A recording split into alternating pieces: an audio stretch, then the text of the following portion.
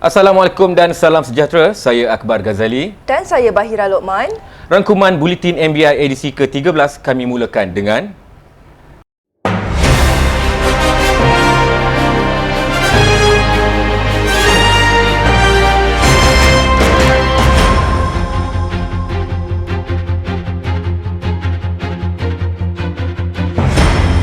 20,000 tong sampah diberi percuma di kediaman sekitar Bandaraya Ipoh tahun ini.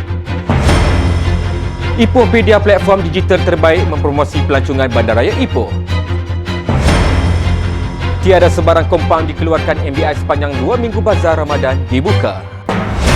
Baik, kita mulakan dengan berita ini. Majlis Bandaraya Ipoh MBI dijangka akan membekalkan 20,000 tong sampah secara percuma di kediaman sekitar Bandaraya Ipoh sepanjang tahun ini. Datuk Bandar Ipoh, Datuk Rumaizi Baharin berkata, program pemberian tong sampah ini diadakan secara berterusan dalam usaha MBI merealisasikan hasrat untuk menjadikan Ipoh sebagai bandaraya terbersih di Malaysia menjelang tahun 2023.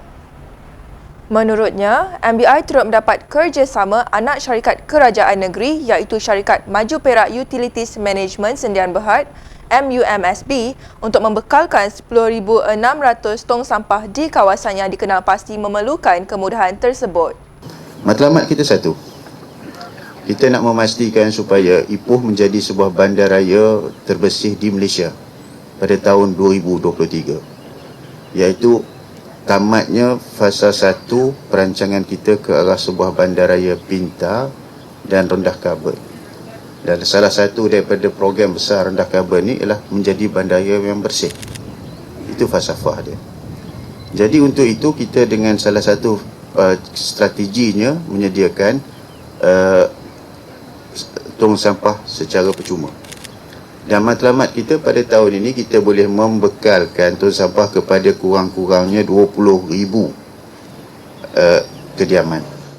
Terdahulu, Datuk Rumaizi mengedarkan tong sampah kepada penduduk di Bandar Baru Putra bercam pada program membudayakan amalan penggunaan tong sampah dalam kalangan warga Ipoh bagi meningkatkan kualiti persekitaran yang bersih.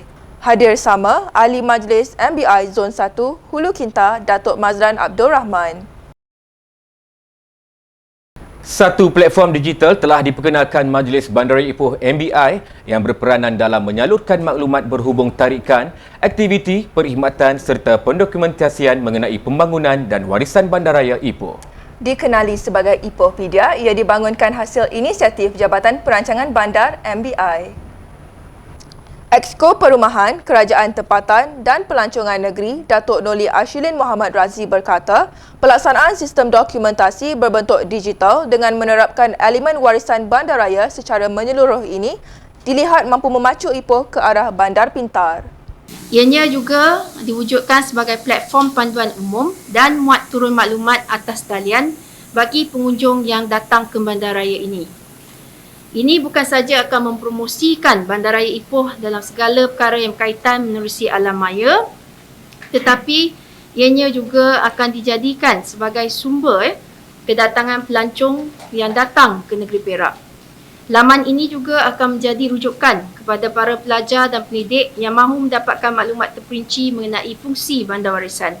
Terdahulu, beliau melancarkan laman sesawang Ipohpedia di Ipoh yang turut dihadiri Datuk Bandar Ipoh, Datuk Rumaizi Baharin. Ipohpedia boleh digunakan sebagai panduan umum serta membolehkan pelancong memuat turun maklumat secara atas talian bagi mereka yang ingin mendapatkan informasi mengenai Ipoh. Setakat ini, MBI hanya memuatkan maklumat berhubung 33 buah bangunan di sekitar bandaraya ini, antaranya stesen kereta api, bangunan OCBC dan Dewan Bandaran Ipoh, Ipoh Town Hall.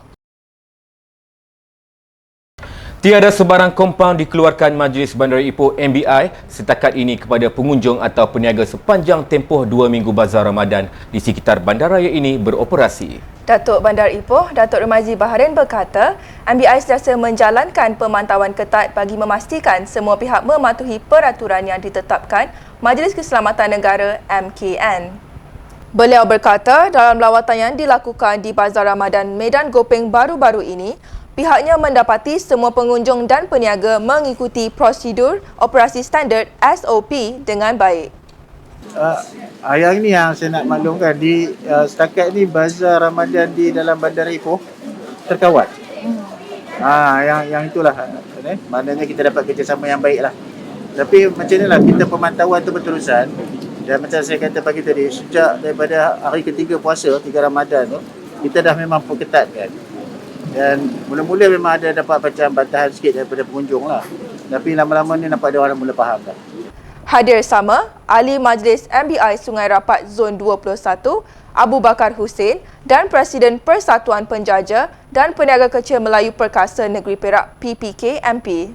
Pada lawatan itu turut diadakan perasmian sambutan Bazar Ramadan berkenaan yang mencecah usia 35 tahun serta penyerahan bubur lambuk, pelitup muka dan apron kepada 60 peniaga. Platform pendidikan digital memberi impak positif dalam membantu melahirkan modal insan yang berkualiti dan meningkatkan produktiviti. Datuk Bandar Ipoh, Datuk Rumaizi Baharin berkata, pendidikan digital yang dikemukakan oleh Touch International College TIC membolehkan mereka yang terlibat mengikuti pelbagai program ditawarkan tanpa mengganggu tanggungjawab kerja yang diamanahkan. Kerjasama ini kita buat sebenarnya selaras dengan rancangan kita yang menjadikan Ipoh sebagai Smart City. Dan salah satu domain dalam Smart City itu adalah Smart People. Dan salah satu Smart People ni adalah Smart Education program dia ataupun trust dia. Dan hari ini adalah salah satu program di bawah domain tadi tu, iaitu Smart Education. Ini kita kerjasama kita dengan DIC bagi menjayakan program pensiswazahan kepada kebanyakan staf kita dulu, yang mana ramai yang nak melanjutkan pelajaran di peringkat yang lebih tinggi. Jadi kita kerjasama dengan DIC melalui konsep pendigitalan education, yang mana orang ni tak payah bergerak jauh-jauh. Zaman dulu siapa yang nak belajar lanjutan tu dia kena pergi migrate. Sekarang ni dia duduk kat Ipoh je, dia boleh ada masa dengan keluarga dia dan dia boleh melanjutkan pelajaran. So the new concept dalam education dan juga dalam Smart City.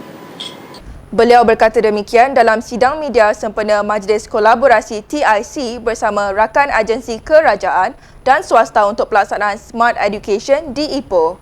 Hadir sama pengasas TIC Datuk Seri Tajuddin Abdul Rahman dan pengerusi eksekutif TIC Tina Tajuddin.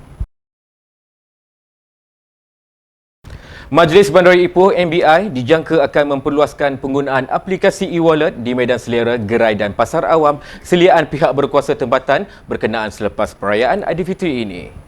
Datuk Bandar Ipoh Datuk Rumaizi Baharin berkata, kaedah urus niaga tanpa penggunaan wang tunai itu dilaksanakan dengan kerjasama Maybank Berhad. Menurutnya, program e-wallet bersama Maybank adalah salah satu quick win dalam pelaksanaan projek Bandar Pintar Ipoh menjelang 2030. Ini pilot dulu untuk yang Bazar Ramadan ni pilot kita kerjasama dengan Maybank dulu. Tapi untuk yang akan datang, kita akan perluaskan mungkin kepada food court kita. Yang itu kita boleh buka. Ya. Untuk bulan Ramadan ni, kita memang khaskan untuk Maybank sebagai pilot project kita. Ya, untuk e-wallet. Mungkin bazar yang akan datang mungkin next year ada banyak lagi. Next year, Waima lepas raya ni, kita mungkin perluaskan ke semua kita punya food court lah, beberapa medan selera kita. Dan kemudian beberapa aset-aset dan gerai kita pun kita akan buka untuk e-wallet. Mungkin pasar pun kita akan buat. Beliau berkata pada sidang media selepas melancarkan e-wallet Maybank Bazar Ramadan MBI di Bazar Ramadan Stadium Perak yang turut dihadiri pengarah serantau Maybank Perak, Datin Munirah Cik Ros. Dalam pada itu, Datuk Rumaizi berkata pihaknya akan melihat sejauh mana keberkesanan penggunaan e-wallet dalam urusan transaksi jual beli melalui projek rintis ini yang dilaksanakan di Bazar Ramadan. Majlis Bandaraya Ipoh MBI mengambil inisiatif memperbagaikan lokasi tarikan pelancongan di bandaraya ini dengan menghasilkan lukisan mural Limau Bali di Jalan Ampang, Tambun di Ipoh. Dua lukisan mural bermotifkan Limau Bali itu dilukis di tepi jalan sepanjang 50 meter. Datuk Bandar Ipoh, Datuk Rumaizi Baharin berkata, Limau Bali adalah salah satu produk pelancongan yang terkenal di negeri Perak khususnya di Ipoh, malah penanaman buah tersebut sudah wujud sejak 80 tahun lalu. That is how macam mana kita nak capture pelancongan itu. Sebab tu kata dalam keadaan ni kita perlu sediakan infra kerana kita sebenarnya. It's not just produk tapi juga kita kena jual ke promotion dan ke marketing side. Jadi yang perkara yang ini saya rasa kita kena kerjasama. Yang lagi penting ke tu untuk menggerakkan itu juga kita mesti ada alam sekitar ataupun environment yang baik. Itu satu perkara. Environment itu maksud saya kita kena jaga environment kita sebab orang datang selain pada nak makan limau tambun tadi, dia juga nak menghirup udara yang sedap. Terdahulu, Datuk Rumaizi diiringi Ahli Majlis MBI Zon 1 Hulu Kinta, Datuk Mazlan Abdul Rahman merasmikan lukisan mural tersebut. Lukisan mural berkenaan dihasilkan 4 orang pelukis diketuai Ziman Aziz yang mengambil masa antara 3 ke 4 hari untuk siap sepenuhnya. Majlis Bandaraya Ipoh MBI menyokong inisiatif yang dilaksanakan Komuniti Rukun Tetangga KRT Klebang Selatan dalam usaha memperkasakan ekonomi bagi menjana pendapatan alternatif melalui pembukaan pusat pemprosesan dan jualan keripik ubi kayu.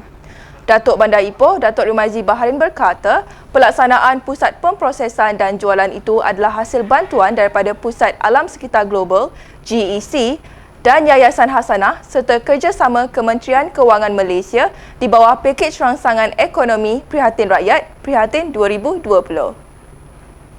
Menurutnya, langkah proaktif yang dijalankan ini diharap dapat menaikkan semula ekonomi di Perak yang sedikit terjejas akibat penularan pandemik COVID-19.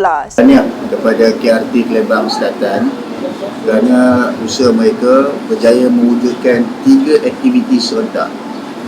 Pertamanya perkebunan bandar, iaitu dia berjaya membangunkan tanah-tanah terbiar dalam Bandaraya Ipoh dengan aktiviti pertanian. Yang keduanya, kelestarian alam. Mereka berusaha dan berjaya menjaga sungai Klebang, memastikan sungai itu dalam keadaan yang bersih. Ya. Dan yang ketiga, mereka berjaya membangunkan usahawan komuniti. Ya, kita tengok daripada pertanian tadi dia keluarkan produk ni. Jadi 3 ni dia buat serentak dalam satu. Dan juga saya mengucapkan juga kepada agensi yang baik tu, Yayasan Hasanah dan juga GEC yang telah banyak membantu komuniti ini untuk mencapai matlamat ini. Beliau berkata demikian selepas merasmikan Pusat Pemprosesan dan Jualan Keripik Ubi Kayu KRT Klebang Selatan di Dewan Komuniti KRT Klebang Selatan.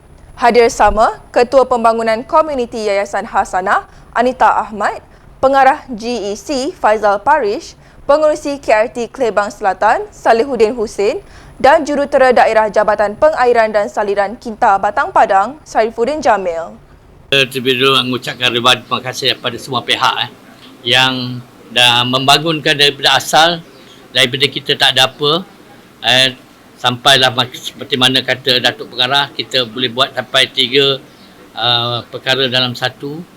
Sebenarnya kalau tak ada daripada suntikan semangat, ilmu yang diberikan oleh pihak-pihak yang memberi kerjasama selama ini, iaitu GEC, Hasanah, Yayasan Hasanah, Majlis Bandaraya, memang selama ni kita ada beberapa kali pertemuan untuk membangunkan perkara ni.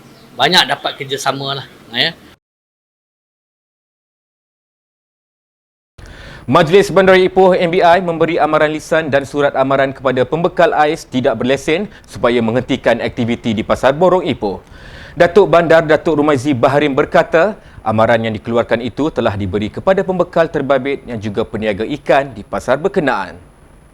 Menurutnya, peniaga itu mempunyai lesen perniagaan ikan di pasar terbabit dan lesennya boleh dibatalkan sekiranya masih menjual ais selepas notis dikeluarkan. Selain itu, isu monopoli dan harga yang diletakkan terlalu tinggi dikatakan menjadi penyebab kepada dakwaan kewujudan aktiviti pembekalan ais bagi kegunaan peniaga barangan basah secara haram di pasar itu seperti yang didedahkan media sebelum ini.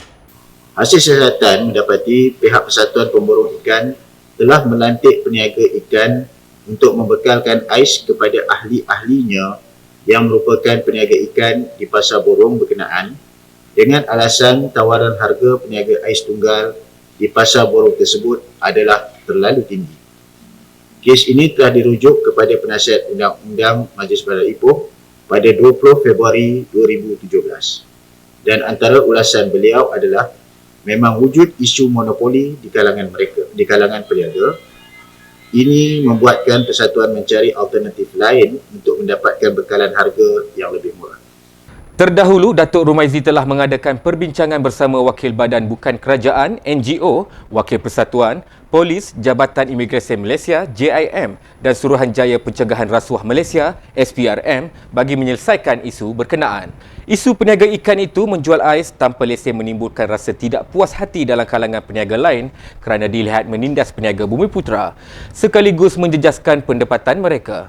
Datuk Rumaizi berkata pihaknya meminta peniaga di pasar itu mengadakan perbincangan sebelum mengemukakan syur sebagai cara memecahkan monopoli peniaga ais berlesen di pasar berkenaan. Seramai 70 anak-anak kurang bernasib baik dari 2 buah rumah anak yatim dan miskin di Bandaraya Ipoh disantuni menerusi program pemilihan pakaian raya anjuran Majlis Bandaraya Ipoh MBI. Penganjuran program kali ke-6 itu turut mendapat kerjasama dari Kelab Sukan dan Kebajikan Media Perak serta Ekonsif Jelapang. 2 buah rumah anak yatim dan miskin itu membabitkan Pertubuhan Pusat Jagaan Anak-anak Yatim Al-Haras dan Pertubuhan Baitul Aini Anak-anak Yatim dan Miskin Ipoh. Anak-anak yatim akan diberi voucher. Jadi anak-anak yatim boleh memilihlah pakaian yang boleh digunakan untuk raya nanti. Dan ia merupakan program ini merupakan kali tahun yang ke-7 dan kali yang ke-6 lah. Dan program ini adalah anjuran MBI dengan kerjasama Ekonsif. Pada kali ini Ekonsif Jelapang dan juga Kelab Sukan dan juga Kebajikan Media Perak lah. Ia program ini adalah di bawah MBI Prihatin. Jadi sempena bulan Ramadan yang mulia ini, MBI mengambil inisiatif lah untuk membantu golongan-golongan yang memerlukan. Beliau berkata demikian pada program pemilihan pakaian raya di Jelapang Ipoh. Rasa seronok, rasa gembira. Dapat beli baju raya baru. Sebelum ni ada tak terima mana-mana bantuan ke apa yang diorang bagi baju raya ada tak? Untuk tahun ni tak ada lagi. Ni yang pertama kali. Kalau yang sebelum ni adalah. Seronok. Satu lagi kami pun rasa seronok dapat baju raya. Boleh mengeratkan lagi hubungan silaturahim antara dengan abang-abang. Selepas selesai pemilihan pakaian raya, anak-anak yatim dan miskin tersebut turut diraih dalam majlis berbuka puasa bersama Datuk Bandar Ipoh, Datuk Rumaizi Baharin di The Heaven Al Sud Resorts. Seramai 100 warga media Perak telah diraikan dalam satu majlis makan malam bersama Majlis Bandaraya Ipoh MBI. Program yang berlangsung di Galasa Jalan Caldwell, Ipoh selama 3 jam itu dimeriahkan dengan pelbagai acara menarik. Berucap pada majlis tersebut, Datuk Bandar Ipoh, Datuk Rumaizi Baharin berkata, keakraban antara MBI dan pihak media pastinya akan mengurangkan keraguan untuk membincangkan sesuatu isu berkaitan bandaraya secara lebih telus. Pada majlis tersebut, MBI juga turut menandatangani memorandum persefahaman MOU bersama pihak Luncai Emas Publishing Sdn Bhd berkaitan kota seni khususnya dalam bidang muzik. Turut disampaikan ialah sijil penghargaan kepada Panglima 2 Brigade, Pegawai Pasukan Gerakan Am Brigade Utara dan pengurus Ekonsif Jelapang yang terlibat dalam program MBI Prihatin. Dalam pada itu, majlis yang berlangsung dalam suasana santai tetapi meriah itu telah diserikan dengan persembahan nyanyian artis budaya MBI dan dengan lagu daripada petugas media, cabutan bertuah selain dihiburkan dengan nyanyian yang memukau iaitu Sifu Datuk M. Nasir. Baik akhbar, Buletin MBI edisi ke-13 berakhir di sini. Dan jangan lupa saksikan pelbagai program menarik hasil terbitan Radio TV Bandaraya Ipoh RTBI di YouTube channel MBI. Dan paling penting Ira, para penonton semua jangan lupa untuk like, subscribe dan share siaran YouTube kami. Saya Akbar Ghazali. Dan saya Bahira Lokman. Assalamualaikum dan salam hormat.